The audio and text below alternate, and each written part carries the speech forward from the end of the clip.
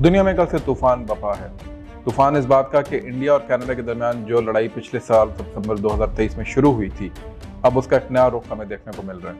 रुख ये है कि कनाडा ने इंडिया के जो हाई कमिश्नर है संजय कुमार वर्मा, उनको 6 डिप्लोमेट्स के साथ निकल जाने का, मुल्क बदर करने का हुक्म सादिर फरमाया। इन तमाम एलिगेशंस को मुस्तरद कर दिया।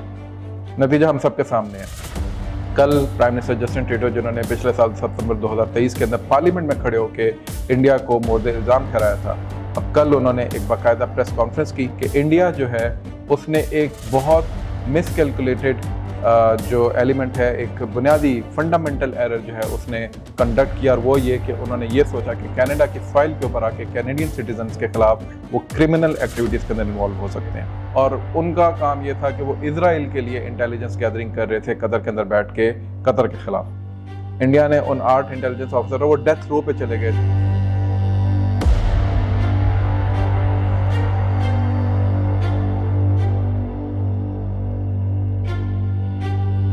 दुनिया में कल से तूफान बपा है। तूफान इस बात का कि इंडिया और कनाडा के दरमियान जो लड़ाई पिछले साल सितंबर 2023 में शुरू हुई थी, अब उसका एक नया रुख हमें देखने को मिल रहा है। रुख ये है कि कनाडा ने इंडिया के जो हाई कमिश्नर है संजय कुमार वर्मा, उनको 6 डिप्लोमेट्स के साथ निकल जाने का, मुल्क बदर करने का हुक्म सादिर फरमाया।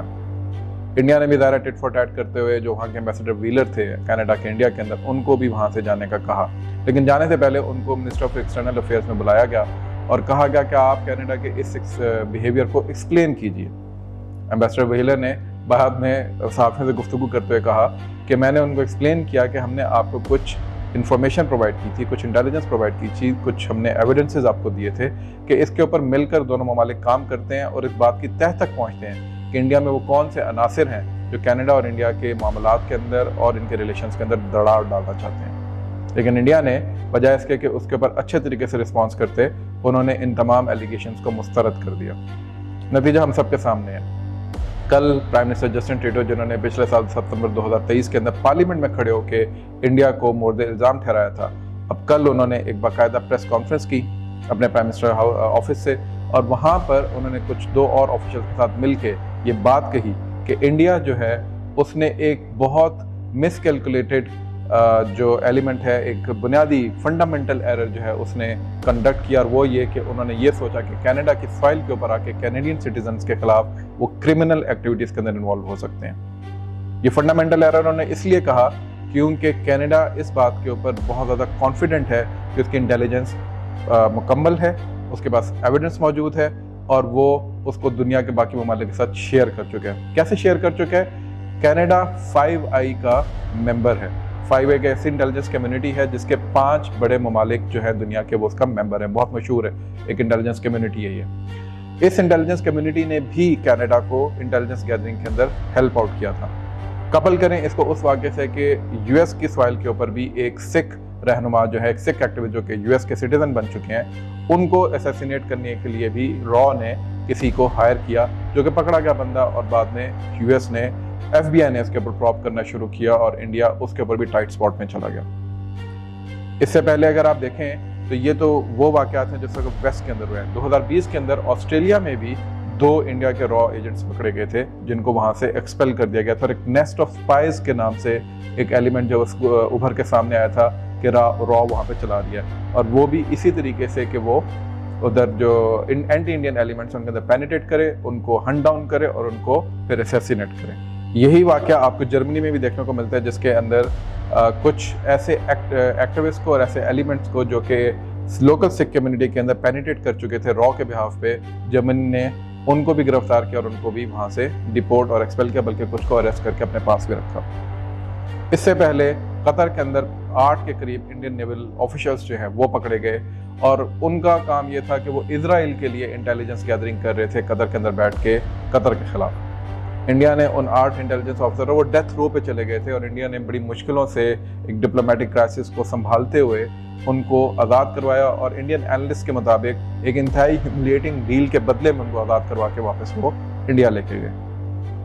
उससे भी पहले कुलभूषण जाधव, पाकिस्तान बड़ा चीखता था इस बात के ऊपर कि इंडिया के हेजेमोनिक डिज़ाइंस इस किस्म के हैं कि वो दुनिया में भी और इस रीजन में भी सबसे ज़्यादा एक ऐसा मुल्क है जो कि अनस्टेबल रखता है बाकी सारे मामला को, ताकि खुद को वो अपने आप को बड़ा करके दिखा सके। लेकिन कोई भी पाकिस्तान की बात पे कान धरने को तैयार नहीं था। पाकिस्तान ने कुलभूषण जाधव को जब दुनिया के सामने पेश किया तो दुनिया ने उसको उस तरीके से बाय भी नहीं किया। उसकी वजह ज़ाहिर है यही थी कि पाकिस्तान की शायद उस वक्त डिप्लोमेटिक जो स्टैंडिंग थी वो शायद इस काबिल नहीं थी या इस पावर में नहीं थी कि पाकिस्तान की बात को सुना जा सके। संजीदा हल्कों ने भाला और उसके ऊपर बात की, एनालिस्ट ने उसके ऊपर बहुत कुछ लिखा भी, यहाँ पे भी और बाहर भी, लेकिन डिप्लोमेटिक हल्कों के अंदर और रियासत टू रियासत जो मामला, स्टेट टू स्टेट मामला जो होते हैं, उसके अंदर जो वेस्ट के लोग थे वो शायद पाकिस्तान की बात को सुनने को तैयार नहीं थे। वेस्ट के बहुत सारे एकेडमिक्स भी ऐसे थे जो पाकिस्तान की बात सुनने को तैयार नहीं थे। लेकिन अब वेस्ट के अंदर से ही जब सारी बातें आना शुरू हुई हैं तो पता ये चलता है कि वेस्ट खुद चीख उठा है कि इंडिया के डिज़ाइंस क्या हैं और वेस्ट के अंदर आके ये सारी हरकतें क्यों कर रहे हैं। इसके अलावा एक और ख़बर वेस्ट की खबरों का जीनत बनी हुई है सगत, और वो है कि इंडिया जो है कोई एक ऐसी टेक्नोलॉजी जिसको बैन किया जा चुका है वो एक्सपोर्ट कर रहा है रूस को, रशिया को यूक्रेन वॉर के अंदर हेल्प आउट करने के लिए। ये भी बताता है कि इस वक्त वेस्ट जो है वो इंडिया को इस वक्त कैसे देख रहा है। मैं इस चीज़ को, इस एनालिसिस को अभी फ़िलहाल शेल्फ में रखता हूँ, उस पर फिर हम बात करेंगे कि हमारे यहाँ कुछ पॉलिटिकल अनासर जब ये गुफ्तगू करते थे कि पाकिस्तान एक इम्बैलेंस कंट्री है, कभी अमेरिका के ब्लॉक में चला जाता है, कभी चाइना के ब्लॉक में चला जाता है, वो अब अपने गिरवानों में झांके कि इंडिया इस साढ़े 4 साल के अरसे के अंदर कहाँ पे खड़ा हुआ है। इम्बैलेंस्ड पॉलिसी इंडिया की थी या पाकिस्तान की थी? पाकिस्तान एक साइड के ऊपर इस वक्त वेस्ट के साथ भी अपने ताल्लुकात बना रहा है, मिडिल ईस्ट के अंदर भी पेनिट्रेट कर रहा है। सऊदी अरब का डेलीगेशन पिछले दिनों आया हुआ था 150 बंदों का और 50 कंपनियों का।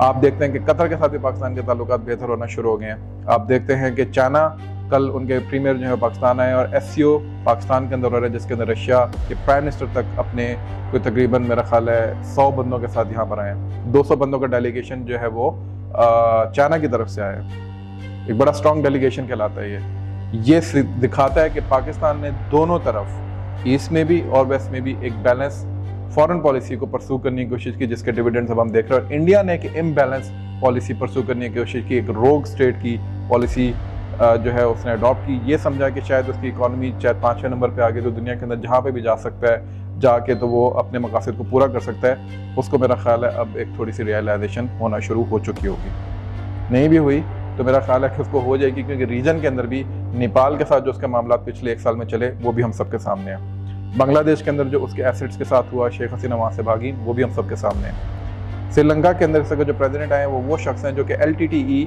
जो पिछले ज़माने में सिविल वॉर के अंदर इंडिया की ट्रेंड याफ्ता एक जमात थी, एक ऑर्गेनाइजेशन थी, उसके खिलाफ जो शख्स कमांडर के तौर पे लड़ा वो इस वक्त श्रीलंका का प्रेसिडेंट बन चुका है। मालदीव्स के अंदर से इंडिया के लिए इंडिया आउट की बाज़गश्त अभी तक सुनाई दे रही है। हालांकि अभी उन्होंने $200 मिलियन की कोई डील साइन की है इंडिया के साथ, लेकिन सेंटीमेंट उनका इस वक्त एंटी इंडिया हो चुका है।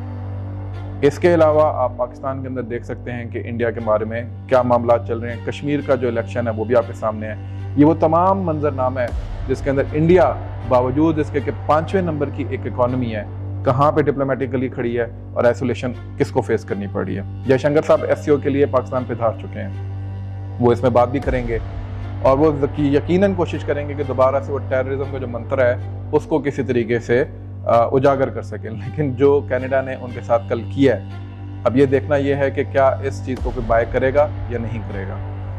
दूसरी बात ये कि इस सारे किस्से के अंदर ये जो असैसिनेशन का है, इसमें एक बहुत इंपॉर्टेंट चीज़ है और वो है कि अजित डोभाल और उनके एक दोस्त हैं समंत गोयल, ये रॉ के एक एक्सटर्नल अफेयर्स के रॉ के हेड भी रहे हैं। उससे पहले ये IB के भी चीफ रहे हैं और उससे पहले ये 1980s के अंदर एक जो उनकी काउंटर टेररिज्म की एक पुलिस फोर्स की जो काउंटर टेररिज्म की फोर्स थी उसको लीड करते इन्होंने सिखों के खिलाफ बाकायदा मसकर में हिस्सा लिया। एक्स्ट्राजुडिशियल किलिंग्स के अंदर इनको नाम मिला, काम मिला और उसकी बुनियाद के ऊपर इनको प्रमोशंस मिली। एक्स्ट्राजुडिशियल किलिंग्स के ऊपर इनके ऊपर लोगों ने और ह्यूमन राइट एक्टिविस्ट ने उस वक्त ये कहा कि केसेस चलाए जाएं, लेकिन कांग्रेस की हुकूमत ने इनको एलिवेट किया। होते होते ये अजीत डोभाल के चूँकि बड़े खास आदमी हैं, ये रॉ के एक बहुत अहम मनसब के ऊपर फायज हुए और इन्होंने रॉ का जो सारा मैकेनिज्म है इंटरनेशनलाइज करने का और वॉर को दूसरी सॉइल के ऊपर लेके जाने का, वो मैकेनिज्म इन समंत गोयल साहब ने बनाया। इनकी बहुत कम बातचीत होती है। मेरा ख्याल है दुनिया के एकेडमिक्स को, दुनिया के रिसर्चर्स को इस शख्स को डिग आउट करना चाहिए और देखना चाहिए कि समंत गोयल कौन है। पाकिस्तान के अंदर भी 20 से 21 लोगों को जो मारने का सहरा है वो भी इसी समंत गोयल के पास जाता है। तो इस शख्स के बारे में बड़े अफसोस की बात यह है कि हमारे रिसर्चर्स को भी और दुनिया के रिसर्चर्स को भी शायद बहुत कम मालूम है। आखिरी बात यह कि इंडिया इस वक्त अपने आप को एक रीजनल प्लेयर के तौर पे दिखाना चाहता था। रीजनल प्लेयर के अलावा वो अपने आप को ग्लोबल प्लेयर के तौर पे दिखाना चाहता था। वो ये दिखाना चाहता था कि वो एक साइड पे ईरान के साथ भी अच्छे ताल्लुकात रख सकता है और अमेरिका के साथ भी शेर व शक्कर होकर चल सकता है। वो एक साइड पे ये दिखाना चाहता था कि अरब कंट्रीज के साथ भी उसके अच्छे ताल्लुकात हैं, दूसरी साइड पे यूक्रेन की जंग के अंदर भी वो अपना हिस्सा डाल सकता है। लेकिन इस सब का बैकलैश किस तरीके से, फॉल आउट किस तरीके से इंडिया के ऊपर आ रहा है, वो हम सबके सामने है। SCO के मुकाबले में आप G20 समिट रखिए। G20 समिट के आउटकम्स क्या थे और SCO के आउटकम्स क्या होंगे, वो हम सबके सामने आएंगे। 20 से 24 अक्टूबर के दरमियान ब्रिक्स का इजलास भी होने जा रहा है, 22 से 24 अक्टूबर के दौरान, और उसके अंदर पाकिस्तान इंशाअल्लाह ताला ऑप्ट कर रहा है कि वो ब्रिक्स का मेंबर बन जाए। मुझे पूरी उम्मीद है कि इस SCO के आउटकम में से एक आउटकम ये भी होगा कि पाकिस्तान इस सारे मंजरनामे के अंदर उभर के दोबारा सामने आएगा। गवादर के एयरपोर्ट का कल इफ्तिताह वर्चुअल हो चुका है, जो कि चाइनीज़ प्रीमियर और शहबाज शरीफ जो हमारे प्राइम मिनिस्टर उन्होंने कर दिया। ये वो तमाम चीज़ें हैं जो कि इंडिया ने चाही थी कि ना हो। इंडिया के बिहाफ पे किसी और मुल्क ने भी अनफॉर्चुनेटली चाहिए थी कि ना हो, लेकिन होता वही है जो कि आप अपनी मेहनत से और अपने मकासद की लगन से हासिल करने में यकीन रखते हैं और अल्लाह ताला की मदद भी उसमें आपके साथ शामिल हाल रहती है। वो ज़्यादा सबसे बड़ी एक ताकत है जो कि आपको आपके रास्ते के ऊपर गामजन रखती है अगर आपकी नीयत सही हो। नीयतों का मसला है। इंडिया की नीयत इस वक्त बहुत ख़राब है, हमेशा से है। मेरा ख्याल है जयशंकर साहब को ये तमाम मैसेजेस मिल चुके होंगे। अगर इंडिया आज अपना नीयत को बेहतर कर ले तो मेरा ख्याल है कि रीजन के लिए भी और ग्लोबल वर्ल्ड ऑर्डर के लिए भी एक बहुत बड़ा सुख का सांस जो है वो सामने नज़र आना शुरू होगा। आज के लिए इतना ही, अपना ख्याल रखिएगा। गुफ्तगू करेंगे आपसे दोबारा। अस्सलाम वालेकुम।